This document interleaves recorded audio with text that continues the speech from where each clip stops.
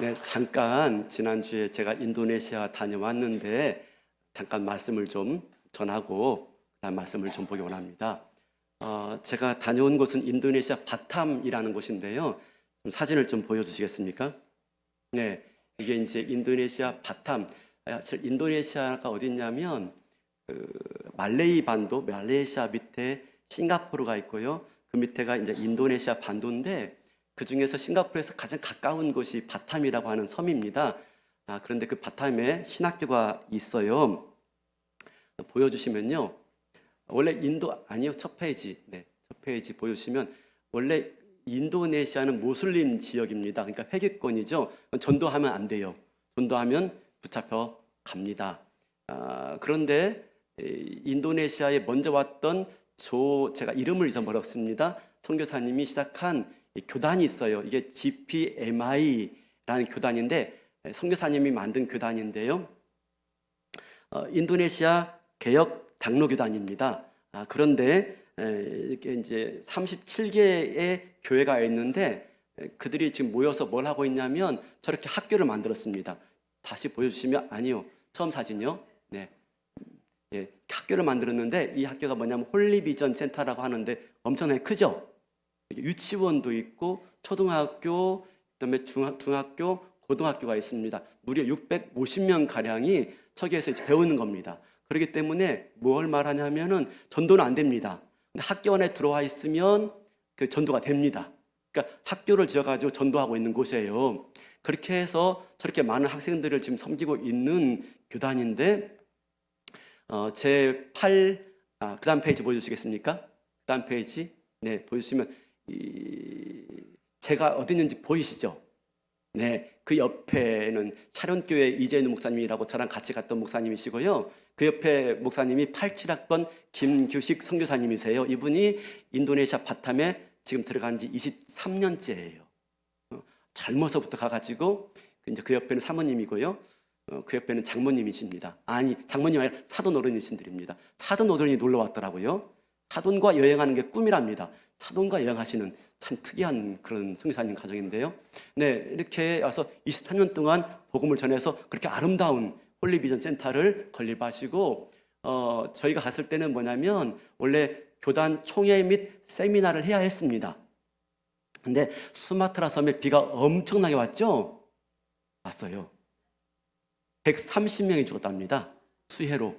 그래서 그쪽에 있는 교단 목사들이 오지 못했어요. 그래서 총회는 하지 못하고 세미나만 했던 겁니다. 지금 저게 세미나 모습이고요. 그 다음 페이지 보여주시면, 네, 이건 어디냐면 이건 신학교인데 이건 뽕구루라는 신학교 이름이 좀 그렇죠. 뽕구루라는 신학교인데 신학교에서 또 세미나를 했습니다. 한 50여 명의 목회자와 신학생들을 모아놓고 강의를 했는데 여기서 세워진 또 이제 교사들이 목회자가 되어지고 개척을 하게 되어지고 또 아까 말한 그 홀리비전 센터에 또 교사가 되어지고 하면서 계속해서 복음이 자생적으로 일어나는 곳이 되었어요. 23년 동안 섬긴 그 열매가 아주 컸던 걸 볼 수가 있는데 이제 제가 이제 마지막 세미나를 하고 설교를 하고 폐회 예배하는데 제가 어떤 설교를 했냐면 레아의 회복 이야기를 했습니다. 제가 많이 전해서 알 겁니다. 레아가 회복되었는데 상황이 바뀌지 않았지만 여건도 바뀌지 않았지만 남편의 마음도 바뀌지 않았지만 레아가 말하죠. 이제는 내가 여호와를 찬송하리로다 해서 낳은 아기가 유다인데 유다를 통해서 마침내 예수 그리스도가 나오게 되어지고 그 레아의 회복을 통해서 구원자가 나오게 되었다. 여러분 지금 바뀐 거 없고 여건은 힘들고 변화가 없다 하더라도 소망하지 말고 힘을 잃지 말고 그러나 하나님이 여전히 날 사랑하시고 여전히 나와 함께 하신다는 사실 때문에 기뻐하시고 힘을 내시고 유다를 낳아서 마침내 유다를 통해서 구원자 나온 것처럼 여러분을 통해서 정말 인도네시아를 바꿀 수 있는 그런 위대한 지도자가 나오길 바란다 하고 설교를 끝냈어요. 끝냈더니 이제 그들이 나와가지고 선물을 주더라고요. 주면서 하시는 말씀이 좀 저에게 인상적이었습니다. 무슨 말을 하냐면 예, 목사님 설교 말씀처럼 우리 변한 거 없어요. 우리 여건 나은 거 없어요. 별로 상황이 많이 바뀌지도 않았어요. 사실 그들이 인도네시아에서 예수 믿는다고 한다는 것은 거의 삶을 포기하는 겁니다. 왜냐하면 아직도 기독교인들에 대한 차별이 많거든요. 그래서 기독교인들이 중앙에 들어오지 못하도록 막고 있거든요. 많이 힘들죠. 어렵죠. 그렇지만 하면서 우리에게 바뀐 거 없고 상황도 나은 거 없지만 그러나 우리에게는 선교사님이 계십니다 라고 하는 거예요. 그러면서 김규식 선교사님 말하면서 김규식 선교사님을 통해서 하나님의 사랑을 지금도 느끼고 있고 지금도 경험하고 있고 지금도 우리가 누리고 있기 때문에 우리 외롭지 않고 이 세미나와 집회 끝나고 다시 열심히 사역하겠습니다 라고 하면서 준비한 선물을 주고 이걸 감사패를 주는 걸 보았어요. 한 사람이 들어가서 24년 동안 섬긴 결과가 교단이 만들어지고 그리고 20몇 교회가 아니죠. 30몇 교회의 교회가 세워지고 수많은 목회자가 양성되어지는 그런 장면을 보았을 때 참 놀라움을 금치 못했습니다. 제가 볼 때는 한 사람의 힘이 아닌 것 같아요. 하나님의 은혜이고 주님의 역사인 줄로 믿습니다. 근데 그 역사가 그 능력이 한 사람을 통해서 시작되어지고 그 한 사람을 통해서 마침내 꽃을 피워간다는 사실인 것이지요. 우리가 이번 주에 리본 축제가 있습니다. 그죠? 리본 축제가 있습니다. 우리가 하는 거 아닙니다. 근데 우리를 통해서 하나님이 역사할 줄로 믿습니다. 바라기에는 마음에 부담이 있고 좀 거리낌이 있다 할지라도 우리를 통해서 역사하실 하나님을 기대하는 가운데 우리 리본 축제에 안 믿는 영혼들 또 믿음을 잃어버린 영혼들 주님께 안내할 수 있는 저와 여러분 될 수 있기를 바라겠습니다. 여러분 혹시 압니까? 그들 통해서 또 위대한 믿음의 인물이 나올지, 그렇죠? 유다처럼 그들 통해서 또 교회의 아름다운 일꾼 나올지 누가 알겠습니까? 장로님 나오고 권사님 나올지도 모르는 일 아니겠습니까? 그런 마음 가지고 우리 리본 축제의 한 영혼을 주님께 안내할 수 있는 그런 귀한 일에 쓰임받는 영광이 있기를 주님의 이름으로 소원합니다. 자, 오늘 말씀 좀 나누기를 원합니다. 벌써 시간이 많이 갔네요. 오늘은 블레스 패밀리 워십 말씀입니다. 전 세대에 같은 본문으로 말씀드리는데 시편 23편 말씀이에요. 너무나 유명한 말씀이죠. 이 23편으로 수많은 설교가 있고 또 수많은 간증이 있고 많은 사람들이 이 말씀 가지고 위로와 용기와 힘을 얻은 말씀이에요. 제가 한 주간 인도네시아 갔다 오면서 책을 한 권 가지고 왔는데 틈틈이 좀 읽었는데 그 책이 필립 켈리가 쓴 양과 목자라는 책이더라고요. 근데 그 책은 좀 특이하게 실제로 동아프리카 지역에서 양을 쳐본 경험이 있는 사람이 쓴 책입니다. 그러니까 신학자가 책상 위에서 쓴 책이 아니라 실제 목양의 현장에서 양들을 치던 그 목동의 현장에서 쓴 책이다 보니까 생생하고 우리가 알지 못한 정보들이 아주 많이 담겨져 있어요. 양들을 기르고 목양하는 차원에서. 그래서 아주 재밌게 보았는데 오늘 이 30분도 안 되는 이 시간 사이에 그 말씀을 다 전하기란 실제로 어렵고 그래서 오늘은 1절만 살펴보면서 사실 1절이 전체를 표현하는 표어와 같고 주제와 같거든요. 그리고 기회 되어지는 대로 한 절씩 좀 묵상해야 되겠다 하는 생각이 듭니다. 그래서 오늘 1절만 표어와 같은 1절을 좀 나눠보도록 하겠습니다. 1절 다 같이 한번 읽어볼까요? 시작. 여호와는 나의 목자시니 내게 부족함이 없으리로다. 여러분 이 한마디는 그냥 아름다운 찬송시가 아닙니다. 그냥 보기 좋은 아름다운 문장이 아닙니다. 여러분 이 한 문장은 뭐냐면 선하신 목자에 내가 전적으로 굴복하며 순복하며 살겠다고 하는 한마디로 말하면 결단문, 선언문입니다. 결단문, 선언문. 내가 이제 하나님의 통치하에 하나님의 다스림을 받으며 살겠다라고 하는 급진적인 결단서라고 말할 수 있을 정도로 매우 강력한 문장이 이 문장이에요. 왜냐하면 우리가 시편 23편을 읽으면서 떠올리는 장면이 뭡니까? 시편 23편 하면 떠올리는 장면? 푸른 풀밭과 쉴만한 물가죠. 대부분 그렇습니다. 우리 교회 카페 이름도 쉴만한 물가입니다. 쉴만한 물가가 시냇물이 절절절 흐르고 푸른 초장이 탁 펼쳐져 있고 여러분 푸른 초장 우리 아시지 않습니까? 여기서 해미 가다 보면은 운산쯤 지나가면 푸른 목초지가 보이죠? 거기 소들 키우는데, 그죠? 네, 안 가보셨어요? 네, 당진 와가지고 제일 먼저 가본 데 거기입니다. 여름에 또 봄에 지나갈 때 너무나 아름답죠? 거기 보면은 소들이 한가로 이렇게 풀을 뜯는 장면들이 보여요. 그죠? 예, 그 모습 보면서 참 목가적인 풍경을 느끼죠. 대관령 목장 뭐 부럽지 않을 정도로 아주 아름다운 장면을 우리 매번 보고 있는데요. 우리가 시편 23편을 떠올리면서 그와 같은 광경을 상상한단 말입니다.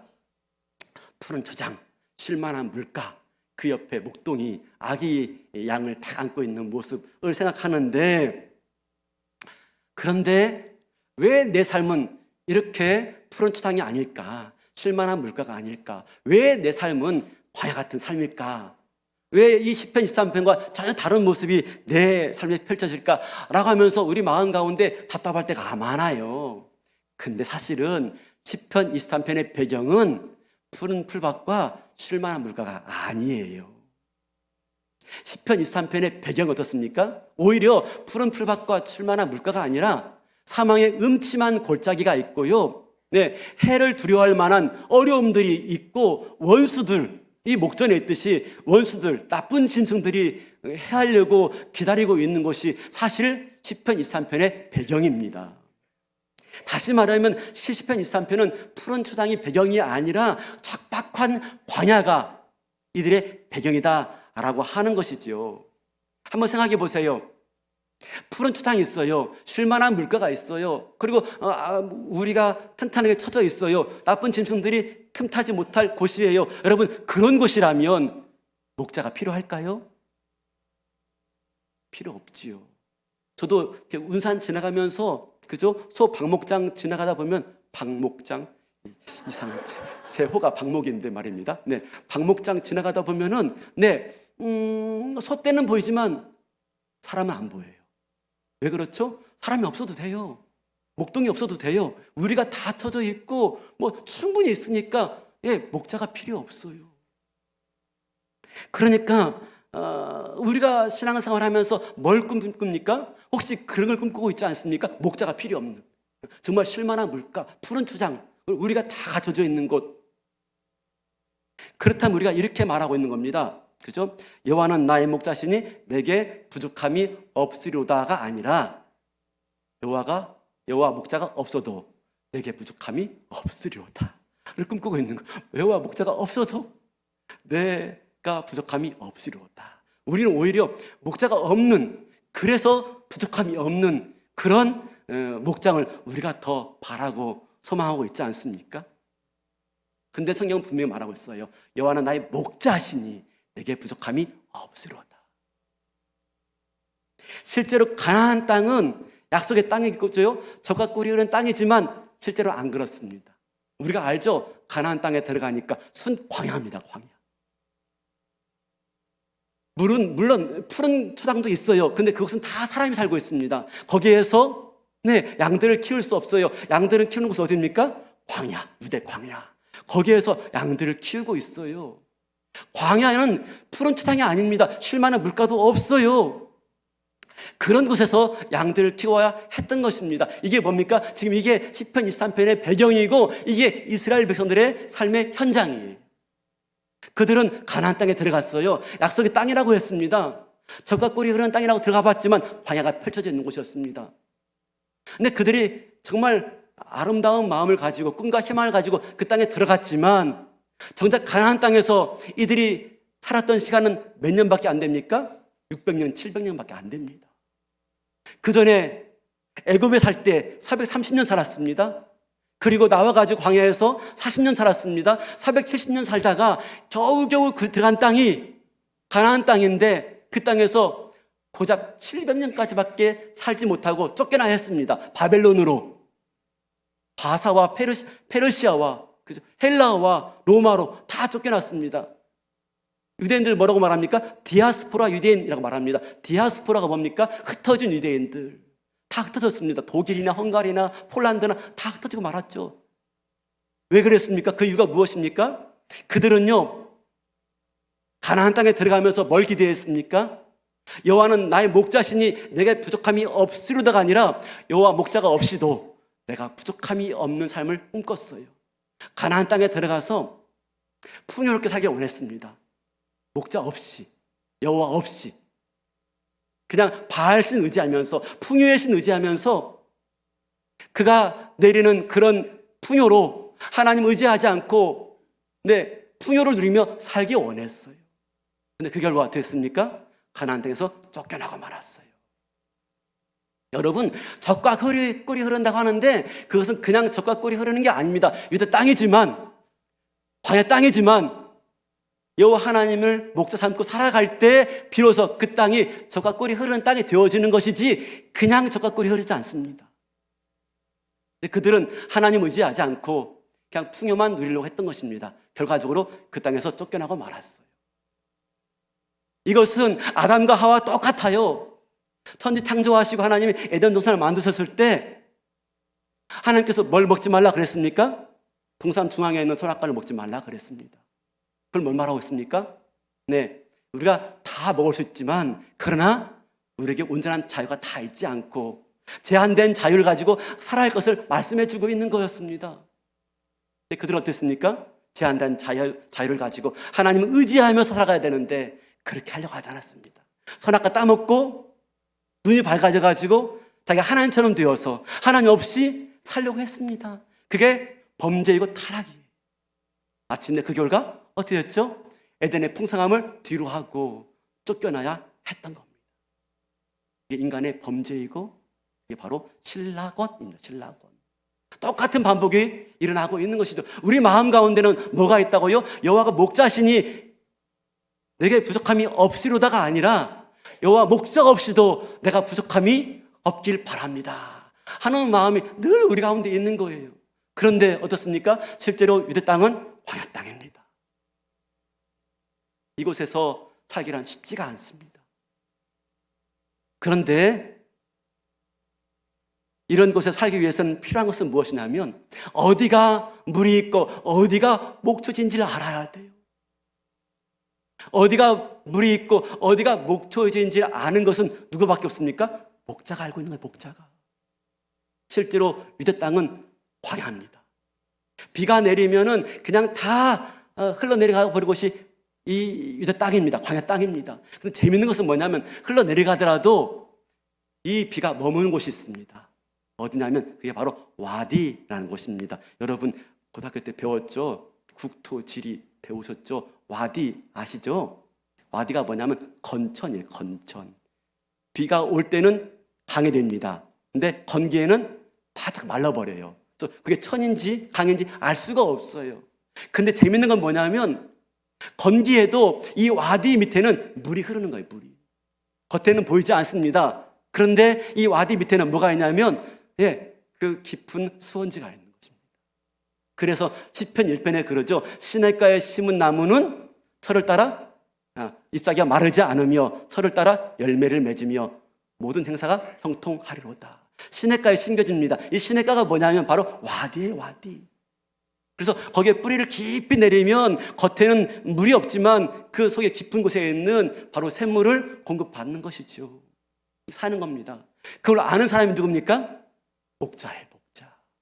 진짜 좋은 목자는 어디냐면 누구냐면 어디에 와디가 있고 어디에 가면 물이 있고 어디에 가면 목초지가 있는지를 아는 사람이 목자인 것입니다.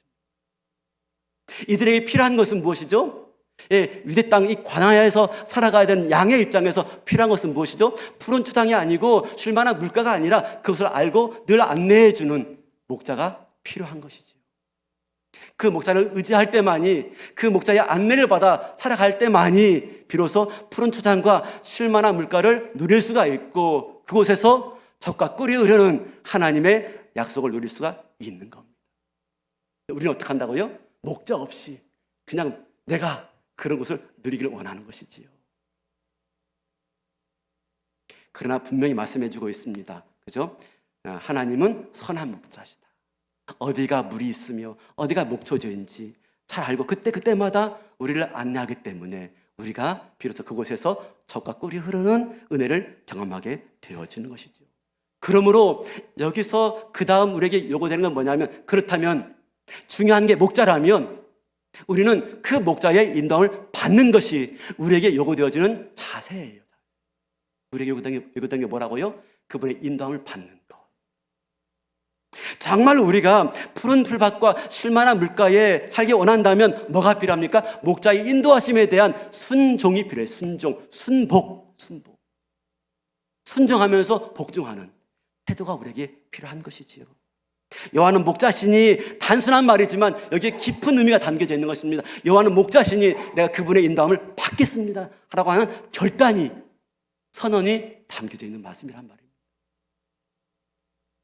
우리는 하나님의 축복을 요구합니다. 우리는 하나님의 풍요를 바랍니다. 소망합니다. 그러나 그 전에 우리에게 요구되어지는 것은 하나님의 인도하심에 대한 순복이에요. 순복. 오늘날 이 말씀이 막 구시대의 말처럼 들릴 수가 있어요. 아이, 뭔 순종하고 복종해. 내가 내 인생의 주인이지. 이제 나 믿고 내 능력껏 내가 좋아하는 대로 살아야지. 그러나 우리가 나를 의지하고 나를 믿고 내가 모든 걸 통제하고 살아갈 때는 결국 지칠 수밖에 없습니다.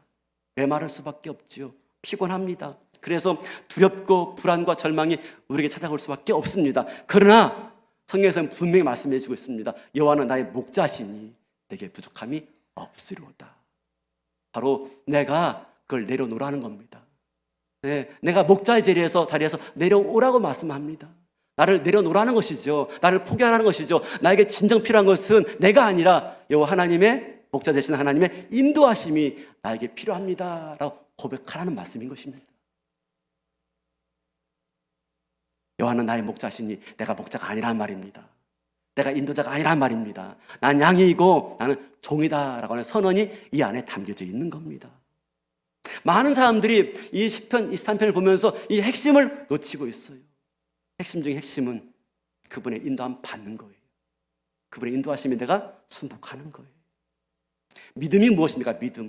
믿음은 나를 내려놓고 하나님을 인정하는 게 믿음입니다.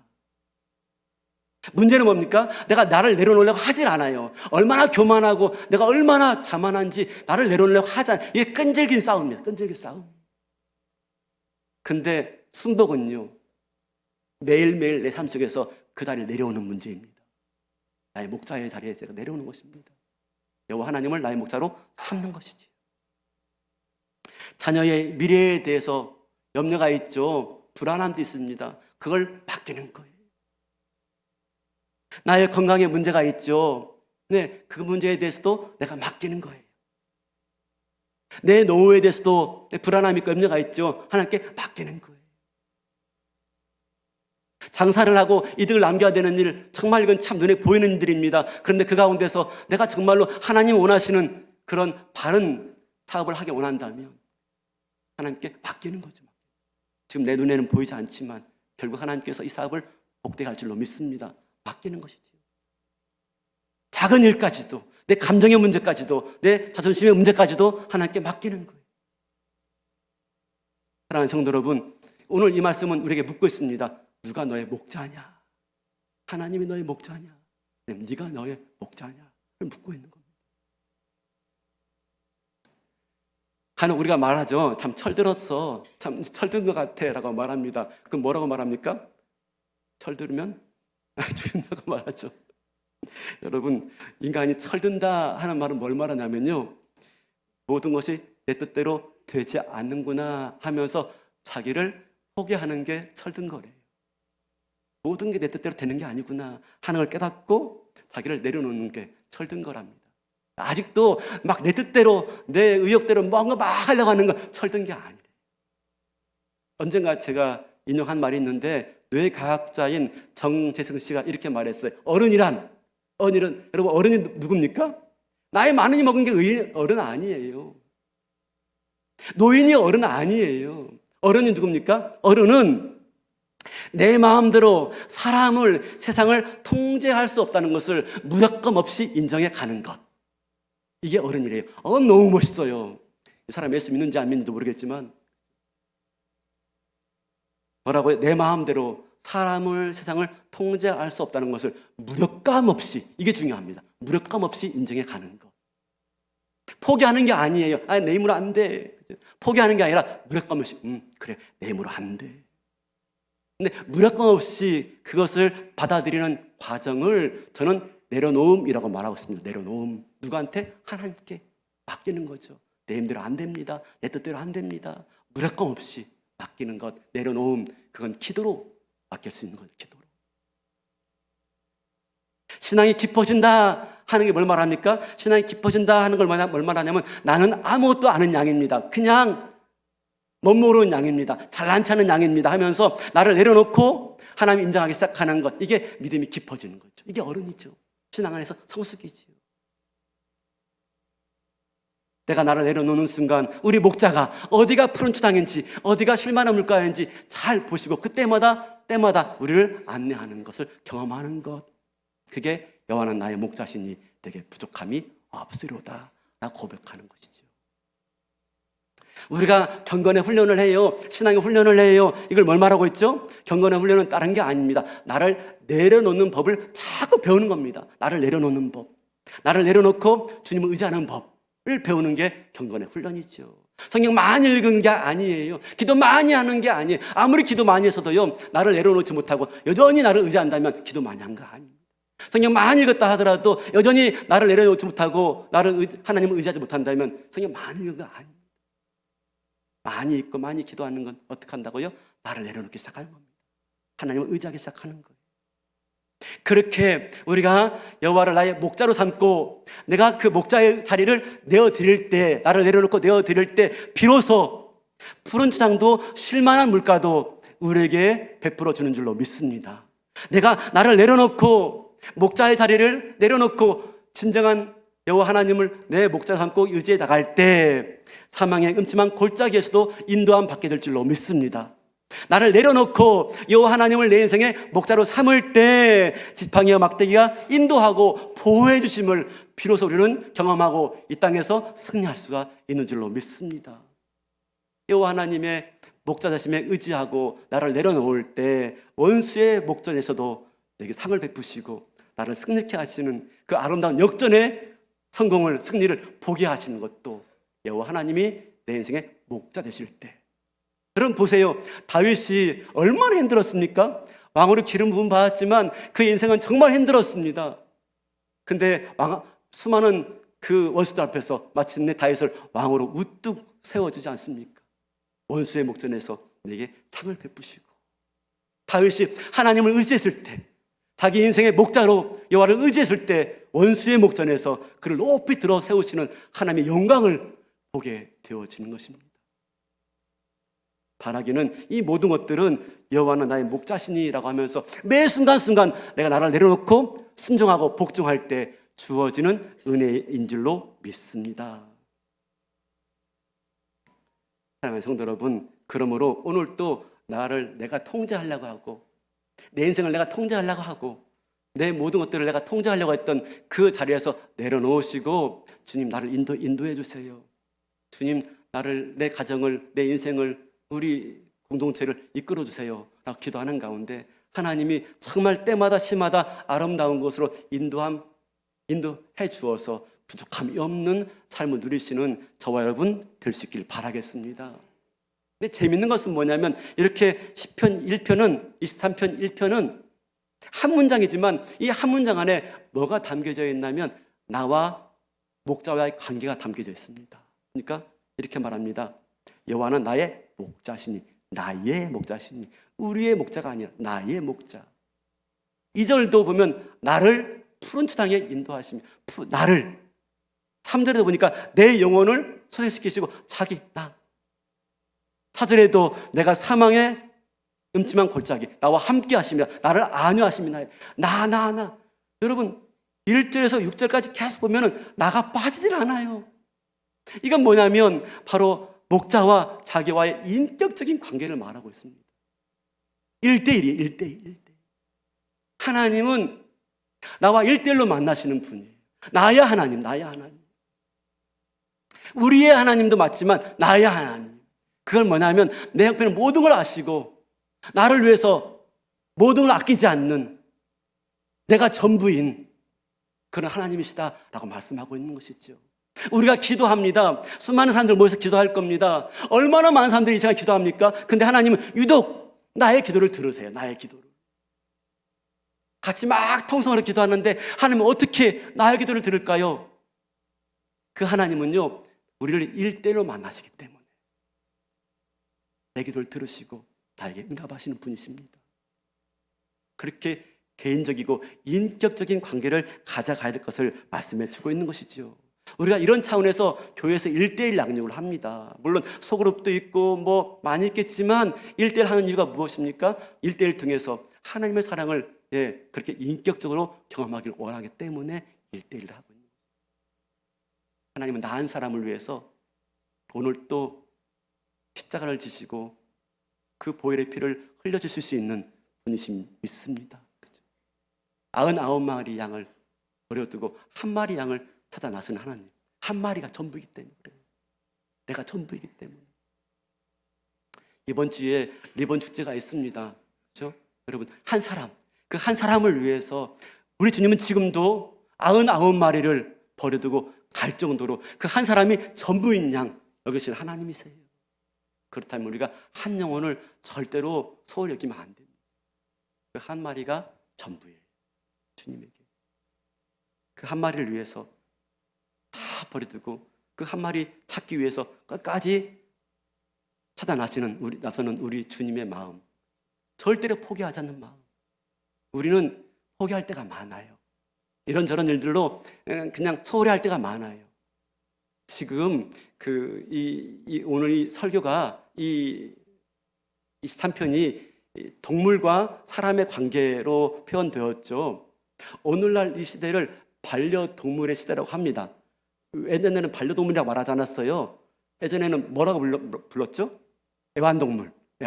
지금 반려동물이래요. 왜 그래요? 같이 더불어 살아가는 동반자라고 말하고 있는 거예요. 근데 그 반려동물 천만시대래요. 천만시대. 그러니까 어마어마하게 많은 사람들이 반려동물을 데리고 살아요. 그런데 이 반려동물이요, 오늘날 유기가 되는데 하루에 350여 마리가 유기된답니다. 놀라지도 않아. 하루에 300여 마리가 유기된대요. 언젠 좋다고 예쁘다고 막, 그렇죠? 그러다가 키우다가 어려운 일 생기고 힘든 일 생기면 그냥 버리고 봐요. 그런데 우리 하나님은 그렇게 안 하시는 것이죠. 제가요, 전방에서 심심해가지고 개를 키웠습니다. 개. 2마리입니다. 시고르 자부종이라고 아주 유명한 종입니다. 혈통이 있어요. 시고르 자부종. 아세요? 시골 잡종을 말합니다.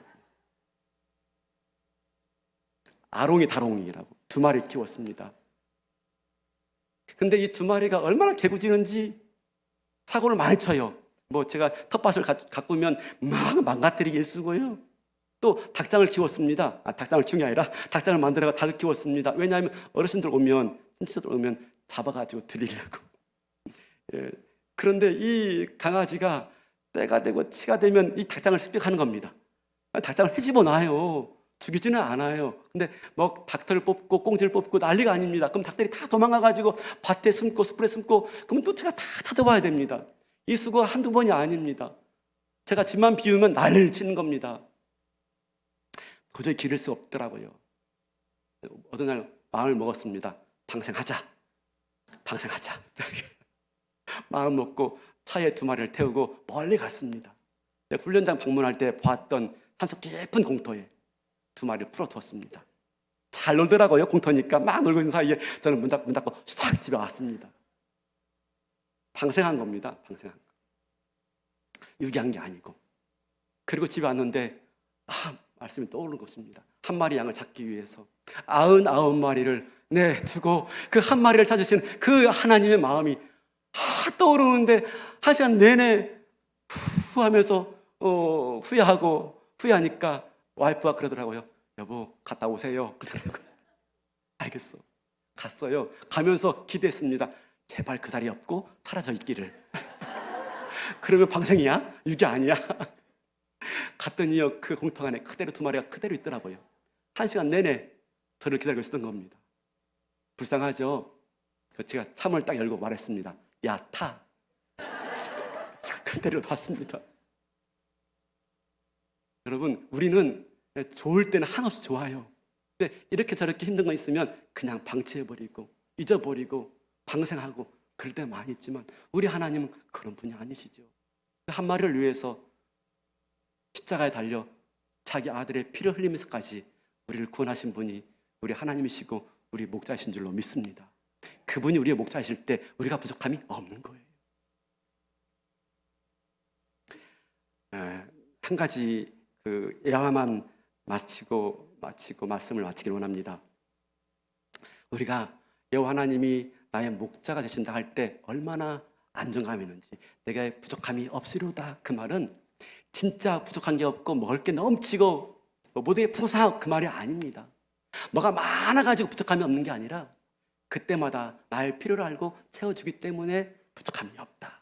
왜? 그분은 나의 모든 필요를 아시기 때문에. 그래서 부족함이 없고 내 마음이 늘 평안하고 안정감이 있고 내 마음이 늘 행복한 상태를 말을 하고 있는 겁니다.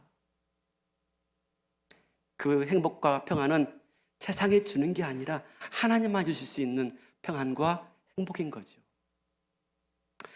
제가 오면서 책을 또 한 권 봤는데 김남준 목사님이 쓰신 시편 23편 강해라는 책인데 거기에 보니까 이런 예화가 있어요. 이게 실제인지 지어낸 건지 모르겠지만 어느 중년 신사의 이야기였습니다. 이분이 굉장히 사회적으로 잘 나가는 분이었어요. 근데 원인을 알 수 없는 병에 걸린 겁니다. 그러니까 수많은 병원들 갔더니 신경증입니다, 스트레스입니다, 신경쇠약입니다 라는 진단을 하는 겁니다. 낮에는 불안하고 초조하고 밤에는 막 잠을 못 잡니다. 누가 막 자기를 누르는 것 같아가지고 목을 조르는 것 같아가지고 잠을 못 잡니다. 불행이 닥쳐올 것 같고 사랑하는 사람이 떠나갈 것 같고 이런저런 막 불안한 예정감 때문에 잠을 못 자고 마침내 생활을 할 수 없으니까 다니던 직장도 그냥 사직하고 말았습니다.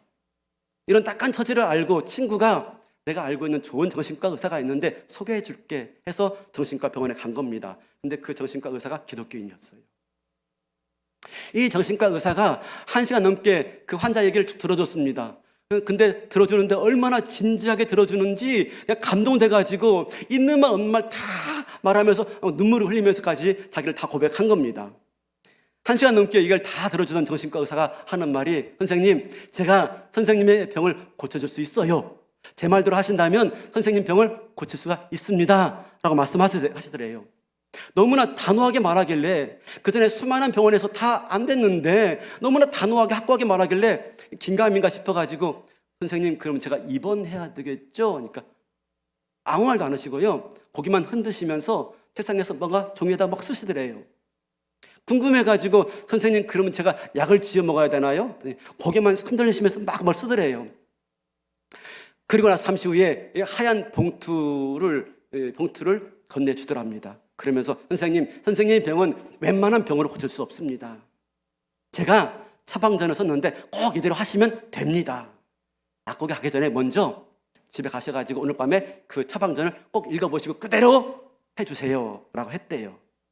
이 중년의 신사가 별난 의사도 있다 싶어가지고 집에 왔답니다. 그리고 그날 밤에 자기 전에 처방전을 꺼내봤더니 처방전에 이렇게 써여 있더랍니다. 처방전, 귀하의 신속한 쾌유를 기원하며 다음과 같이 처방합니다. 약의 이름 구약, 약의 종류 10편 23편, 용법 및 용량 하루 5차례, 식전 직후에 물 없이 천천히 씹어 드세요. 기타 사양 같이 한번 읽어볼까요? 시작. 꾸준히 장기보고 해야지 뚜렷한 효과를 볼 수 있습니다. 이게 뭐야 해가지고 막 꾸겨가지고 쓰레기통에 던졌더래요. 그리고 나서 그날 밤 잠을 자는데 한숨도 못 잔 거예요. 여전히 불면증에 시달리고 막 가위 눌리고 고통스러웠답니다. 그렇게 일주일 동안 보내는데 막 죽을 것 같아가지고요. 사람이 물에 빠지면 지푸라기도 잡지 않습니까? 그런 심정으로 그때 읽었던 처방전이 생각나가지고 책상에서 성경책을 꺼내가지고 시편 23편을 적기 시작했대요. 그날부터 아침에 일어나서 적고, 아침밥 먹고 나서 적고, 점심 먹고 나서 또 적고, 저녁 먹고 나서 적고, 그리고 또 자기 전에 적고, 하루에 5번 적었대요. 그냥 적은 겁니다. 아주 암송한 게 아니라 적다 보니까 암송된 겁니다. 그렇게 1년 아니지, 한 달 내내 그렇게 했답니다. 한 달 내내. 한 달쯤 되니까 이제는 적지 않아도 그냥 보지 않아도 암송할 정도가 된 겁니다. 그래서 이제 적지 않고 암송을 했대요. 한 달쯤 지난 날 어느 날 아침에 또 그날따라 평소와의 습관 따라서 아침에 일어나가지고 시편 1편을 23편 1절을 암송한 겁니다. 여호와는 나의 목자시니 내게 부족함이 없으리로다. 여기까지 딱 암송하는 순간 그만 온몸에 감동이 올라오더래요. 눈물이 하염없이 쏟아지더래요. 안에 있던 무거운 응어리가 풀어지는 것 같고 가슴이 빡 뜨거워지기 시작하는데 한 번도 경험해보지 못한 그런 감동이었다고 합니다. 여호와는 나의 목자시니 그 한마디에 내가 정말 교만히 살아왔구나. 하나님 없이 살아왔구나. 목자 없이 부족한 삶을 살려고 했구나. 내가 목자 되어서 나의 부족함을 채우려고 살아왔구나 하는 회개가 터져나오기 시작한 거예요. 한때는 사회에서 촉망받고 유능하다고 인정을 받고 높은 자리에 올라갔는데 내가 하나님 없이 내 마음대로 살아온 결과가 이거였구나 라고 깨닫고 막 통곡하면서 눈물을 흘리면서 회개를 하게 되었대요. 근데 이런 자기를 끝까지 포기하지 않고 찾아오시고 품에 앉으시는 그 목자 되신 하나님을 그 순간 이 한마디 가운데서 느끼게 되었대요. 여호와는 나의 목자시니 내게 부족함이 없으리로다. 그렇게 하나님 만난 거예요. 그러자 그의 마음 가운데 하나님의 사랑과 은혜가 넘치기 시작했고 마침내 그 영혼의 은혜의 강물이 흘러 넘치게 되었대요. 그 일이 있은 다음에 잠을 자게 되었다고 합니다. 그리고 불면증이 사라지게 되었고 불안한 마음이 사라지게 되었다고 합니다. 사랑하는 성도 여러분, 오늘날 우리 시대에 불안장애, 공황장애, 불면증 얼마나 많아요? 저도 한때 그렇게 힘들었던 시간들이 있었습니다. 얼마나 많은지 모릅니다. 근데 대부분 다 무슨 문제입니까? 그때 우리가 고통스러운 상황을 보고 고통스러운 나를 바라보고 있는 것입니다. 자기가 너무나 아프고 힘든 겁니다. 자기를 주목하고 있는 거예요. 물론 자기를 바라보면 때로는 위로가 되어져요. 근데 힘든데 정말 힘들겠다. 그런데 여러분, 나를 바라볼 때는 소망이 없어요. 나를 바라볼 때는 희망이 없어요. 중요한 것은 나를 바라보는 게 아니라 여호와는 나의 목자시니 내게 부족함이 없는 그 하나님을 바라보는 저와 여러분 될 수 있길 바라겠습니다. 나를 바라보면 안 됩니다. 나의 목자 되신 하나님 묵상하는 겁니다. 바로 그럴 때 우리 마음이 나음받고 바로 그럴 때 우리 마음이 치유받고 우리 마음이 회복하고 우리 마음에 진정한 평안이 차오르게 되어지는 것이죠. 그럴 때 진정한 회복과 위로와 용기로 우리 남은 인생들을 힘있게 살아가는 승리하는 삶 될 줄로 믿습니다. 그 인도네시아에서 그 신학생들이 그 교단의 목회자들이 마지막 그러더라고요. 한마디가 네 목사님, 우리는 여전히 변한 거 없습니다. 근데 김규식 선교사님이 우리 선교사님이신 게 얼마나 감사한지 몰라요. 24년 동안 함께 한 겁니다. 고락을 같이 한 거예요. 진짜 힘든 시간들 함께 했던 것입니다. 마치 하나님 함께 하듯이 선교사님이 우리와 함께 했습니다. 그 선교사님이 우리와 함께 있는 게 얼마나 감사한지 모릅니다 하는 말을 하더라고요. 사랑하는 성도 여러분, 오늘 우리에게 진정한 목자 되신 여호와 하나님이 우리의 부족함을 없게 푸른 초장으로 실만한 물가로 인도할 줄로 믿습니다. 나를 바라보지 마시고 나를 의지하는 건 모두 내려놓으시고 그 하나님 의지하는 가운데 힘들고 어려운 인생길 많이 힘들어하고 지쳐 있습니다.